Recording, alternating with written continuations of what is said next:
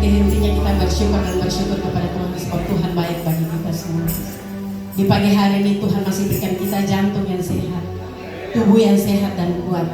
Kita masih diberikan kesempatan untuk kita boleh ada di rumah Tuhan, bersama-sama bersekutu sebagai keluarga Tuhan, memuji memuliakan akan nama Tuhan. Oleh sebab itu mari 2 jam ke depan fokus kita hanya kepada Tuhan. Kita siapkan seluruh kehidupan kita.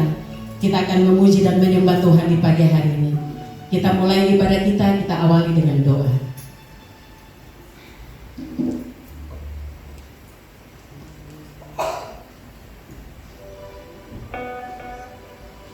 Jemaat yang diberkati Tuhan, mari kita berdoa. Bapa di surga, kami hadir di tengah-tengah kehidupan ini. Itu semuanya karena atas izin-Mu Tuhan. Kami boleh berdiri di tempat ini dan kami boleh hadir di tempat ini karena kasih karunia-Mu Tuhan. Kami datang untuk memuji menyembah Engkau Tuhan, karena Engkau Allah yang layak disembah, yang layak ditinggikan. Bapa di surga, hamba serahkan ibadah ini ke dalam tangan kasih Bapa di surga. Tuhan, Engkau mengambil alih ibadah ini Tuhan. Bungkus tutup kami dengan kuat kuasa Roh Kudus-Mu Tuhan. Jamah setiap kami pada hari ini Tuhan. Agar ibadah yang kami lakukan di hari ini biarlah semuanya berkenan di hati-Mu Tuhan. Bapa di surga, hamba berdoa menyerahkan para pelayan-pelayan ke dalam tangan kasih Bapa di surga. Roh Kudus, Engkau urapi mereka, jamah mereka di hari ini Tuhan. Biarlah apa yang mereka lakukan di hari ini untuk hormat dan kemuliaan nama Bapa di surga. Bapa, terima kasih. Kami sudah berdoa bersyukur kepada Bapa di surga. Mari kita sama-sama katakan amin. Dengan penuh kasih saya jemput jemaat Tuhan sekalian bangkit berdiri. Terima kasih Tuhan. Kita bersyukur punya Allah yang setia. Tuhan yang tak pernah sehidup meninggalkan kita. Dialah kekuatan bagi kita semua.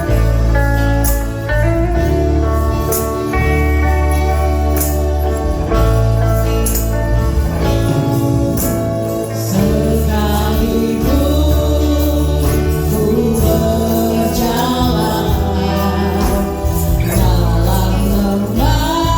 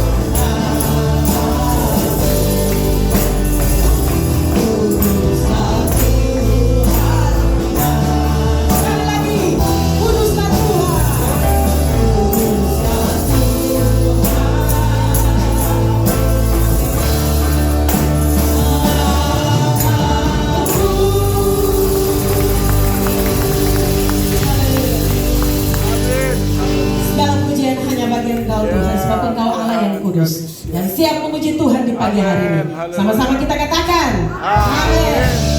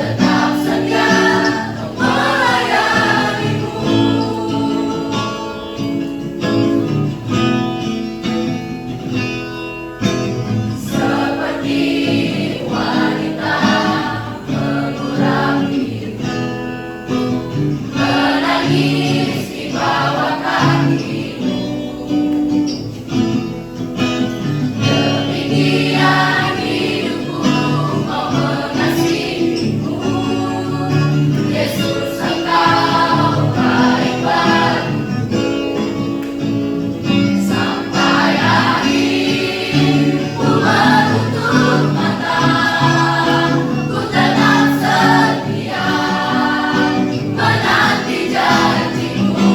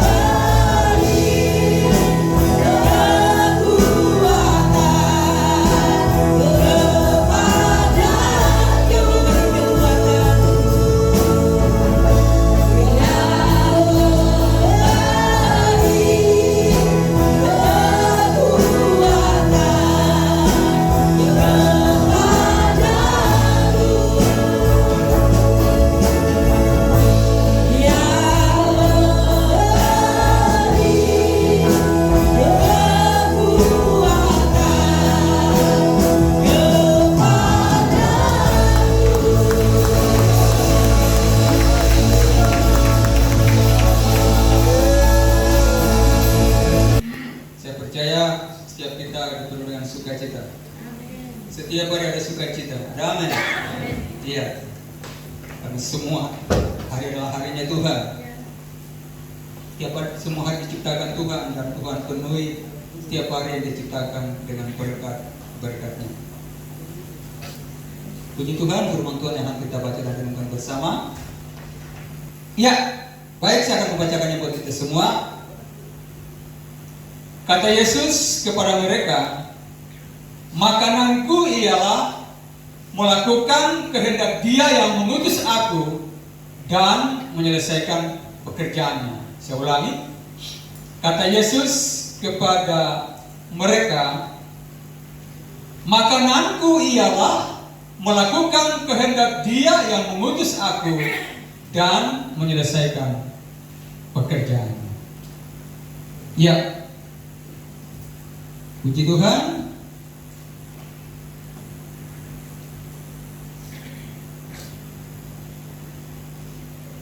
Kita semua tahu bahwa untuk dapat bertahan hidup,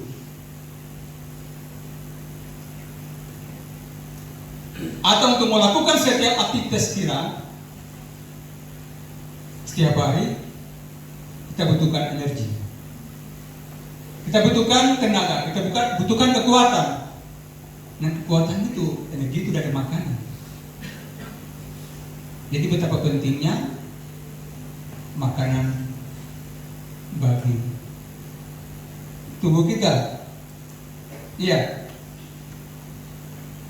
Demikian halnya dengan roh kita, roh atau rohani kita.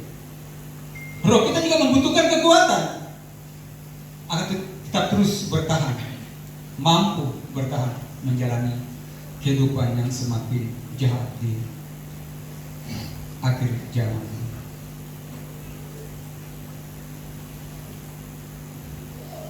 Nah, apa saja makanan rohani yang kita butuhkan atau roh kita butuhkan? Saya berjudul firman Tuhan, makanan rohani. Apa saja itu makanan rohani yang roh kita butuhkan untuk tetap bertahan untuk mencari kehidupan? Jelas sekali firman Tuhan. Tuhan bilang apa? Makananku ia melakukan kehendak Dia. Makananku ialah melakukan kehendak Bapa. Kalau orang awam, saya percaya orang Kristen juga banyak, pasti akan mereka bertanya-tanya, maksudnya apa Tuhan Yesus? Kok makanan melakukan kehendak Tuhan itu makanan? Saya mau katakan buat kita semua bahwa betapa taatnya Tuhan Yesus kepada Bapanya di surga.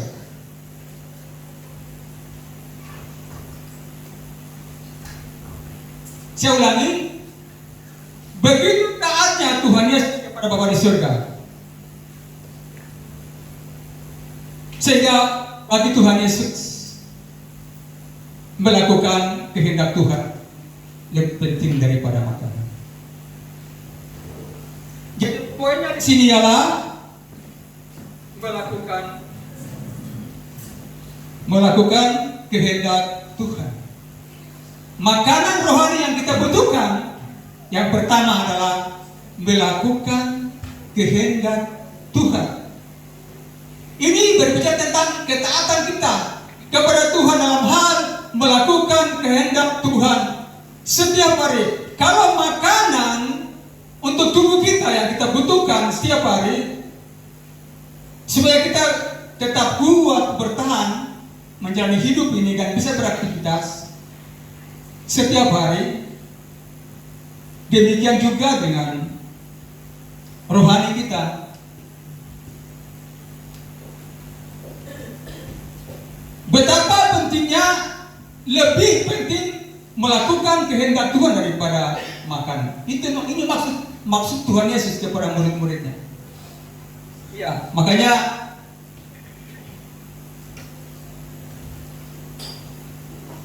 ayat 33 bilang begini. Maka murid-murid itu berkata,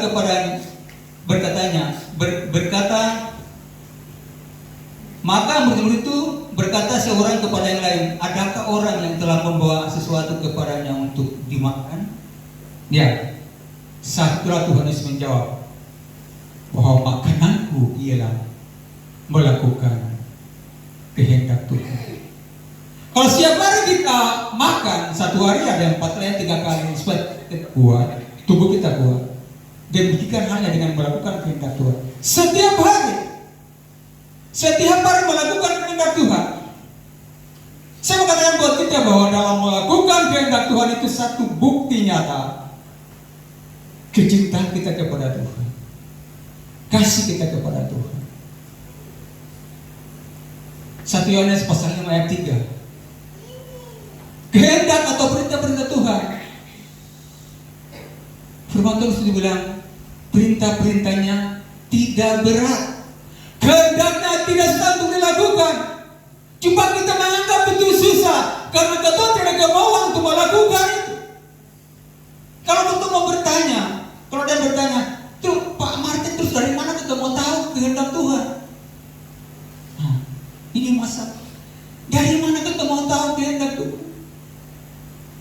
Saya tidak tahu Bapak Ibu, tapi kebiasaan saya setiap hari bangun pagi 4:30, habis berdoa saya baca firman dulu. Pentingnya adalah apa? Supaya saya tahu apa yang harus aku perbuat sepanjang hari itu dari firman itu. Jadi Alkitab itu bukan sebatas kita miliki saja, tapi harus dibaca setiap hari, dipelajari dan direnungkan, dihayati, supaya kita mengerti, kita tahu apa yang kita lakukan sesuai dengan kehendak Tuhan. Ada amin? Iya. Jadi Alkitab jangan jadi pajangan, dibaca, direnungkan, dan dipraktikkan apa yang tertulis di situ.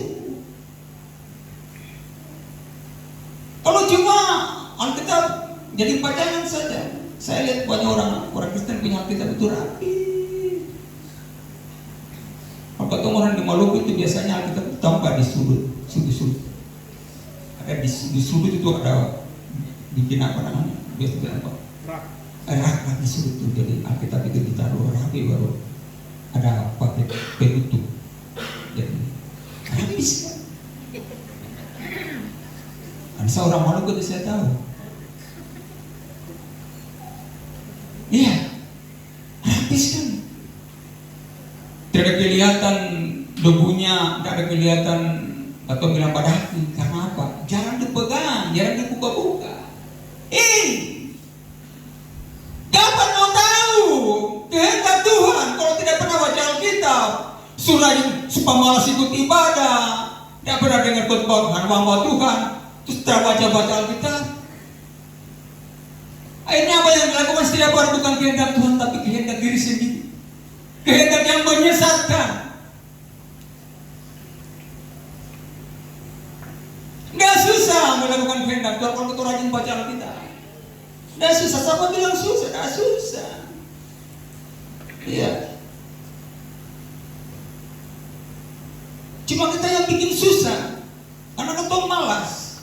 Kalau bangun sudah jam 6, buru-buru sarapan, mandi, kerja, setelah baca Alkitab. Kadang sebelum berdoa saya baca dulu. Kalau waktu akan dia bilang, terakhir doa baru buka itu. Saya bilang, lihat dulu apa yang saya baca ini. Lihat dulu. Karena kalau saya tidak baca di Alkitab, saya baca lewat ini HP saya. Kan lebih jelas sekali, lebih terang untuk saya yang mata suka kabur. Saya tidak kasih menyala lampu lagi. Saya baca. Setiap hari begitu, setiap hari. Minta maaf buat Bapak Ibu jemaat. Terserah menilai saya bilang sungguh meruang, tapi dia saya buat, makanya saya bilang tidak pernah satu waktu saya lewat untuk membaca Alkitab. Tidak pernah.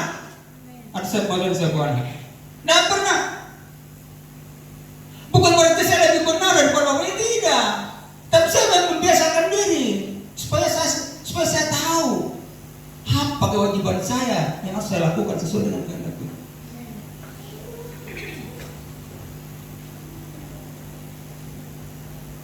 Karena kalau tidak demikian, saya mau katakan buat kita, kalau tidak begitu, akhirnya apa? Kita akan disesatkan. kita sendiri. Kita akan disesatkan oleh kehendak kita sendiri.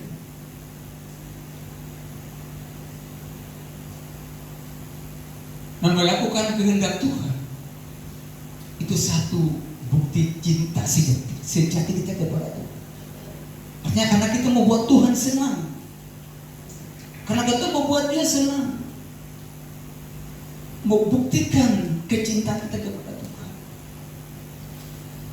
Bayangkan, jadi menurut Tuhan Yesus, betapa lebih pentingnya melakukan kehendak Bapa di surga daripada makan. Betul.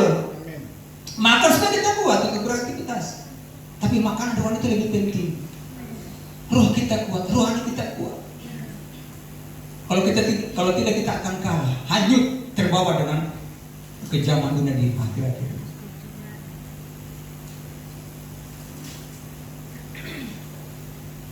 Iya, jadi itu sebagai orang yang percaya kepada Tuhan, mari kita lakukan seperti yang Tuhan Yesus lakukan. Buktikan kecintaan kita kepada Tuhan.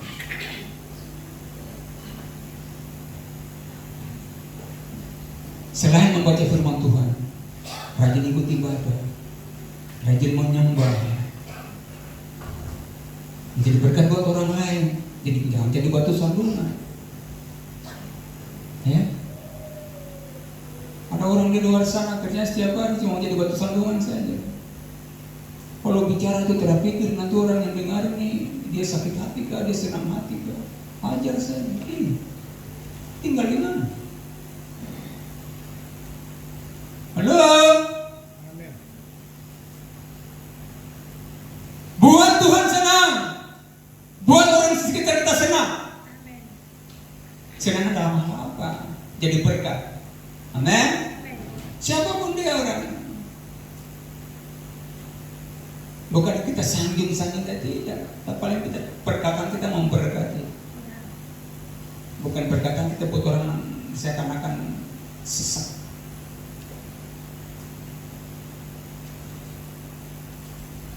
Tuhan kan tidak mau yang begitu. Tuhan jangan jadi batu sandungan. Itu kan kehendaknya Tuhan, ada amin. Bukan kehendaknya saya, bukan maunya saya, itu maunya Tuhan. Seperti itu karena Tuhan menganggap itu betapa penting. Jadi poin yang pertama, makanan rohani untuk kita yang hidup dalam Tuhan adalah melakukan kehendak Tuhan. Amin. Dari Yohanes pasal 4 ayat 30. Kemudian yang kedua,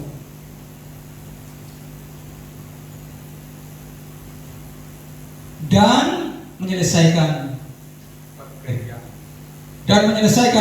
Rupanya ini Mike sudah bermasalah. Mungkin baterainya kali itu. Ini masih 3. Ya. Dan menyelesaikan pekerjaannya. Jadi kalau yang pertama tadi ketaatan kita kepada Tuhan, ini bicara kerelaan kita untuk bekerja buat Tuhan. Ayat yang ke-30 begini. Bukankah kamu mengatakan 4 bulan lagi tibalah musim menuai? Tetapi aku berkata kepadamu, lihatlah sekelilingmu dan pandanglah ladang-ladang yang sudah menguning dan makan untuk dituai.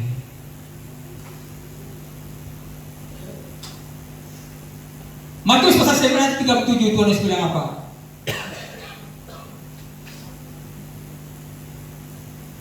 Banyak tuaian, tapi pekerja kurang. Artinya pemilik ladang itu membutuhkan karyawan, membutuhkan pengerja untuk panen, untuk tuai. Padi sudah kuning, tapi yang mau sakit kurang, yang mau panen kurang.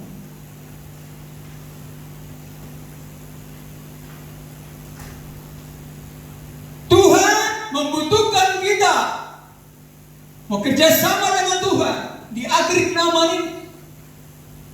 Kalau kata nenek moyang Islam dari dulu, orang-orang yang sebelum kita mereka sudah jadi penabur memberitakan firman Tuhan.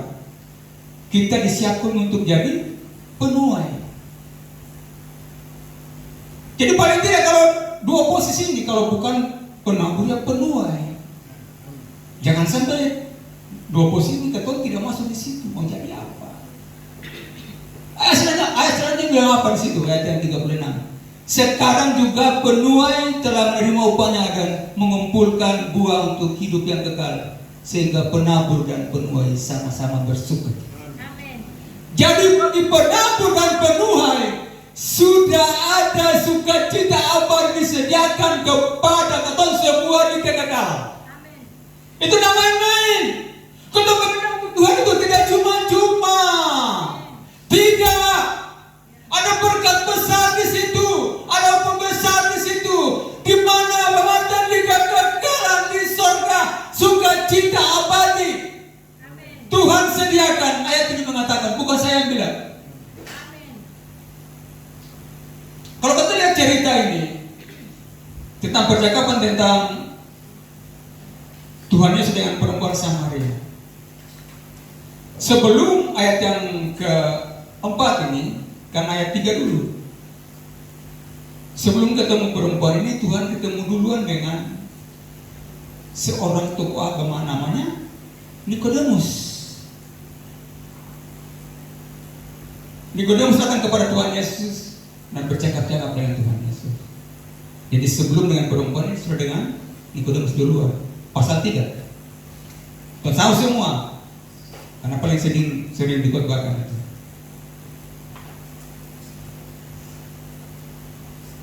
Ada kontras atau perbedaan nyata antara Nikodemus dan perempuan Samaria. Perbedaan nyata. Perempuan sama orang biasa. Nikodemus tokoh agama, orang intelektual, disegani, dihormati, dikenal. Perempuan orang terkenal. Yang dikenal di zaman itu dia kepala kawin-kawin. Karena dia kawin satu sudah 6 kali. Ya. Tapi perbedaannya, salah satu perbedaan situ apa?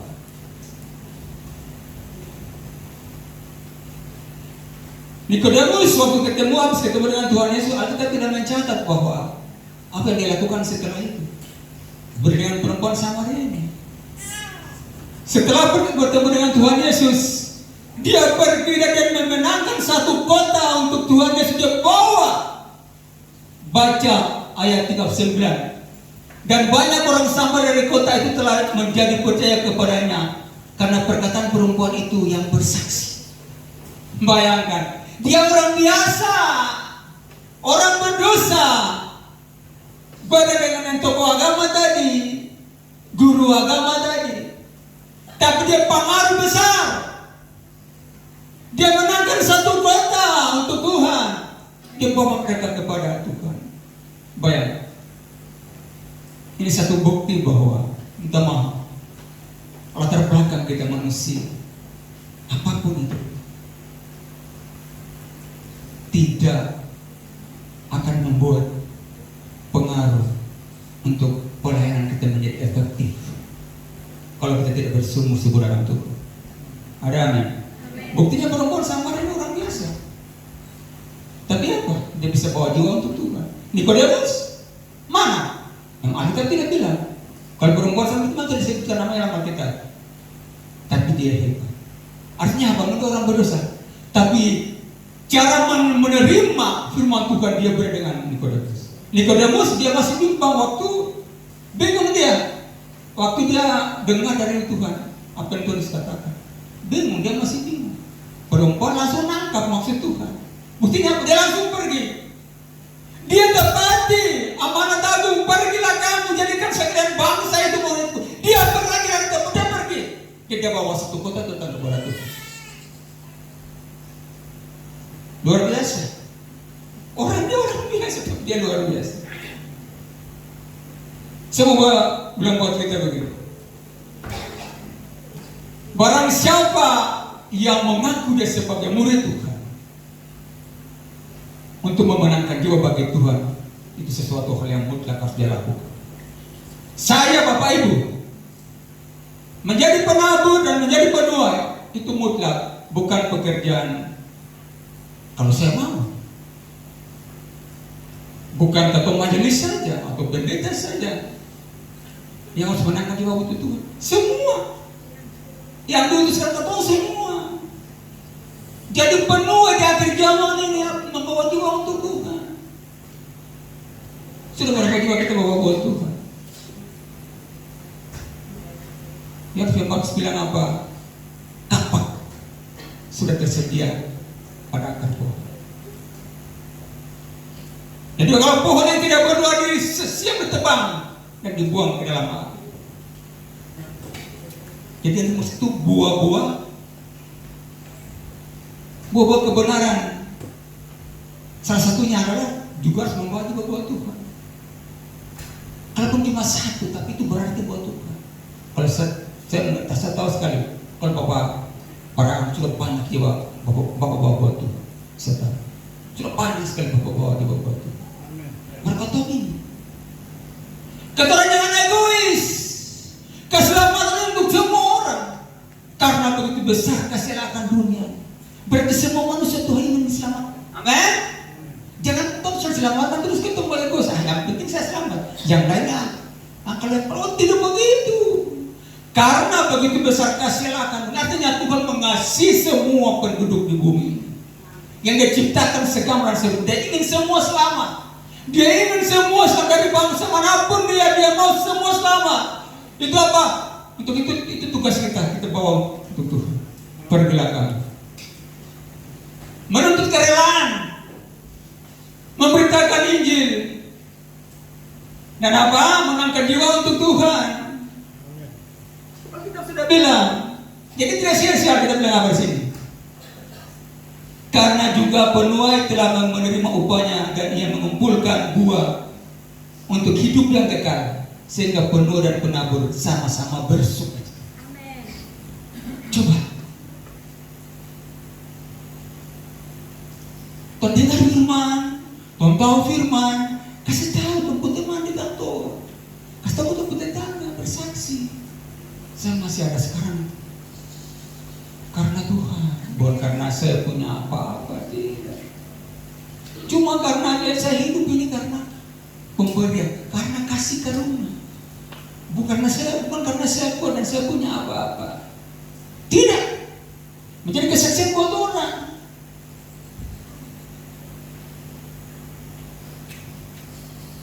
Di samping itu apa? Cara memberitakan firman Tuhan yang paling efektif atau penginjilan paling efektif dari perilaku kita. Amin. Karakter kita setiap hari mempengaruhi orang-orang di sekitar kita. Walaupun kita tidak pernah bilang kayak orang teman-teman yang lain, mereka bersaksi di tempat-tempat tertentu memberitakan firman Tuhan. Kalau kita seperti itu yang penting dari karakter kita. Bagaimana kalau tetangga kita jauh, kalau kita lihat tidak selevel dengan kita enggan mau berteman atau bersahabat. Kapan kita memenangkan dia untuk Tuhan? Rasul Paulus, semua jenis manusia dia berteman. Memang dia tidak terbawa dengan kelakuan mereka. Dia bilang apa yang supaya saya bisa menangkan mereka, saya harus dekati mereka. Tapi kata orang, kadang-kadang kalau kita lihat orang yang minta maaf ya, orang yang di bawah kita cuekin. Hei, kapan kita memenangkan dia untuk Tuhan? Dia bilang, katanya orang Kristen itu, apalagi orang bertobat, dan katanya orang sudah bertobat. Bukasi, kok? Kenapa seperti ini? Pilih-pilih orang, baru dia berteman. Pilih-pilih orang, baru dia bisa baik dengan mereka. Mengasihi orang pun lihat-lihat, memberi kepada orang pun lihat-lihat.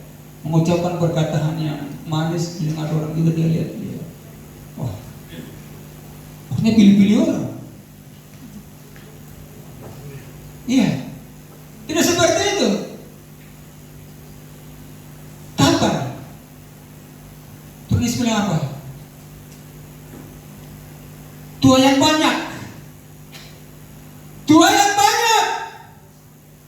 Jangan sampai pada akhirnya cuma sedikit saja yang berhasil dipanen. Sedangkan kita yang diharapkan. Yesus pergi, tapi dia tinggalkan pekerjaan yang untuk katong semua. Sebelumnya kan dia bilang pergilah kan. Waktu tidak pernah pergi, bisa dikembang.